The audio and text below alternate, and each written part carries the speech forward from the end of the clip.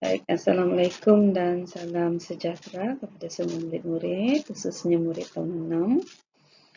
Saya juga harap semuanya berada dalam keadaan yang sihat-sihat saja.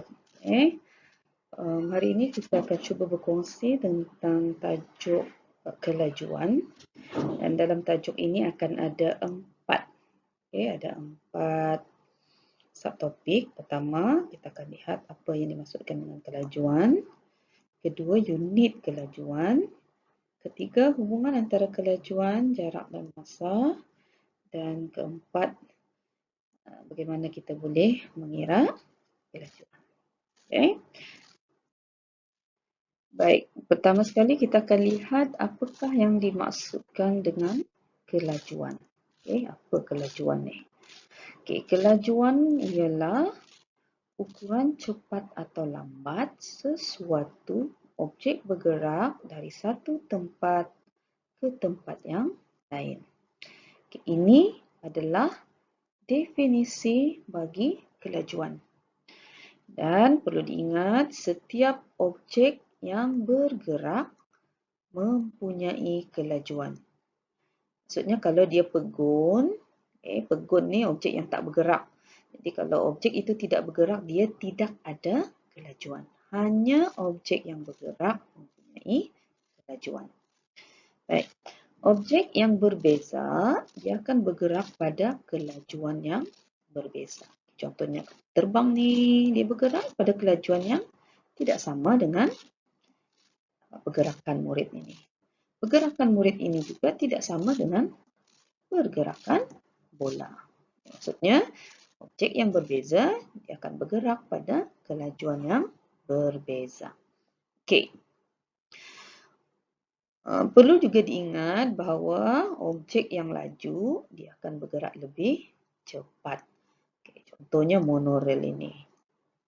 Dia adalah objek yang laju, maka dia akan bergerak lebih cepat. Manakala objek yang perlahan bergerak lebih lambat. Contohnya, apa kita panggil ni, skuter ke apa. Dia lebih perlahan. Jadi dia akan bergerak lambat jika kita bandingkan dengan kereta api elektrik ni. Okey, seterusnya kita akan lihat pula berkenaan dengan unit kelajuan. Unit kelajuan. Sebenarnya kelajuan ini, bila kita lihat, dia mesti melibatkan jarak dan masa.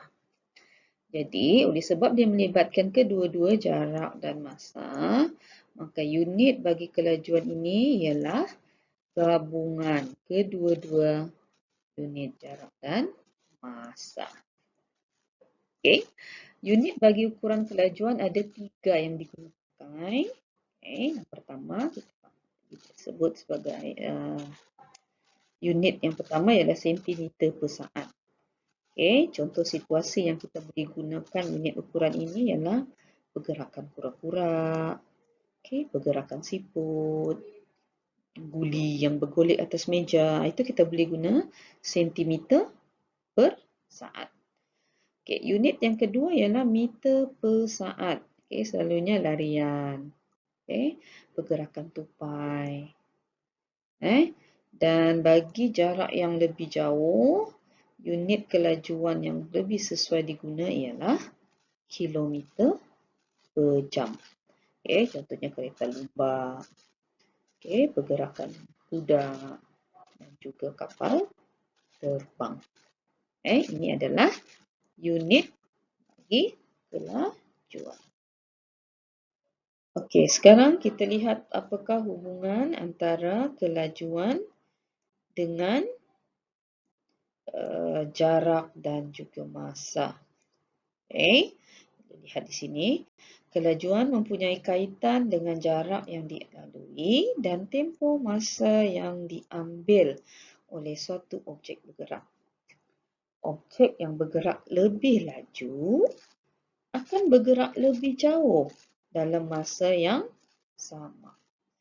Kita boleh lihat di sini, situasi ini. Masa yang sama. masa sama. Okay, mana sama? 10 saat. 10 saat. Objek yang laju ini, dia akan ambil jarak yang lebih jauh. Okay, lihat. Dia boleh bergerak 20 meter dalam masa 10 saat. Manakala objek yang perlahan ini, dalam masa 10 saat dia hanya boleh bergerak sejauh 10 meter. Okay. Sekarang kita lihat pernyataan yang ketiga. Objek yang bergerak lebih laju mengambil masa lebih singkat untuk bergerak dalam jarak yang sama. Okay. Sekarang apa yang sama? Jarak. Okay, tengok situasi kedua di sini. Okay, ditetapkan jaraknya 20 meter. Ini pun melalui jarak yang sama 20 meter. Jadi, mana satu objek yang lebih laju? Tentunya objek yang mengambil masa paling singkat, lebih singkat. Okay? Tentunya ini. Dia ambil masa selama 10 saat untuk melalui jarak 20 meter. Manakala objek yang lebih perlahan ini ambil masa lebih lama, iaitu 20 saat. Okey, daripada hubungan ini kita dapati terdapat dua faktor yang mempengaruhi kelajuan. Okey, dua faktor yang mempengaruhi kelajuan, iaitu yang pertama faktor jarak. Okey, objek bergerak lebih jauh dalam satu tempoh masa yang sama. Itu yang dipanggil objek yang lebih laju. Okay, faktor kedua ialah faktor masa, di mana objek yang lebih laju akan mengambil masa yang lebih singkat untuk bergerak dalam suatu jarak yang sama. Okay. Okay, seterusnya kita pergi subtopik yang terakhir, iaitu bagaimana kita boleh mengira kelajuan. Okay. Kelajuan boleh dikira menggunakan rumus ini, iaitu kelajuan sama dengan jarak bahagi masa. Contoh soalan. Seorang pelari mengambil masa 30 saat untuk berlari dengan jarak sejauh 200 meter. Kirakan kelajuannya. Okay, jadi kita masukkan sahaja rumus tadi. Okay, kelajuan sama dengan jarak bahagi masa. Jadi kita ambil jarak 200 ini bahagi dengan masa 30 saat. Jadi 200 meter bahagi 30 saat sama dengan 6,7 meter per saat. Kenapa meter per saat? Sebab unit di sini meter dan di sini saat. Jadi kita punya unit piawai untuk kelajuan ini ialah 6,7 meter per saat. Okey, kadang-kadang soalan bukan hanya suruh cari kelajuan. Ada soalan yang meminta kita mencari masa. So, kalau mencari masa, kita gunakan rumus ini, iaitu jarak bahagi dengan kelajuan. Okay. Bila lihat contoh di sini. Seekor siput bergerak dengan kelajuan 2 cm per saat. Berapa lamakah masa yang diambil oleh siput itu untuk bergerak dari X ke Y? Okay, jarak dari X ke Y ini ialah 100 cm. Okay, ini dia punya jarak. Kemudian diberitahu di sini kelajuan siput itu adalah 2 cm per saat. Ini kelajuan.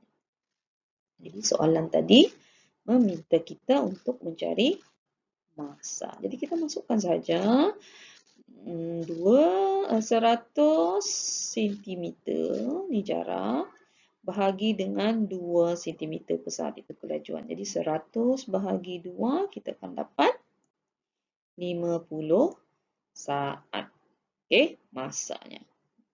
Now, kadang-kadang soalan tidak minta kelajuan, tidak juga minta jarak, tapi minta minta jarak pula. Okey, untuk mengira jarak, rumusnya kelajuan darab dengan masa.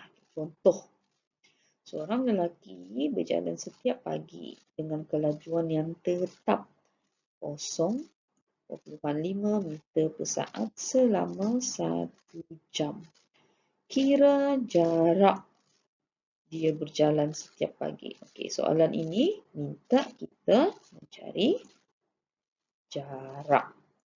Okey, jadi ambil ini rumus ni. Kelajuan darab masa. Okey, kelajuan tadi 0.5. Masanya 1 jam tu bersamaan dengan 3,600 saat kalau kita tukarlah kepada saat. Jadi jarak yang dilalui kelajuan darab masa si kelajuan 0.5 meter per saat ini didarab dengan 3,600 saat, maka kita akan dapat 1,800 meter. Okey, itu untuk mencari jarak. Tapi jangan risau, selalunya soalan-soalan berkaitan dengan mengira kelajuan ini tidak bukanlah soalan-soalan yang sukar. Okey, semuanya yang mudah. Okey. Okey, ini adalah rumusan tentang apa yang telah kita belajar dalam unit kelajuan. Okey, pertama tadi, apakah maksud kelajuan? Kemudian kita belajar apakah unit-unit bagi kelajuan. Yang ketiga, kita belajar berkenaan dengan hubungan kelajuan dengan jarak dan juga masa. Dan yang terakhir tadi, kita belajar bagaimana kita boleh mengira kelajuan. Okey, termasuklah macam mana mengira jarak dan juga masa. Okey, untuk tugasan kamu, seperti biasa, cikgu akan share dalam grup WhatsApp kelas. Okey, setakat itu saja untuk kali ini. InsyaAllah kita akan jumpa lagi. Bye-bye. Stay home, stay safe. Okay.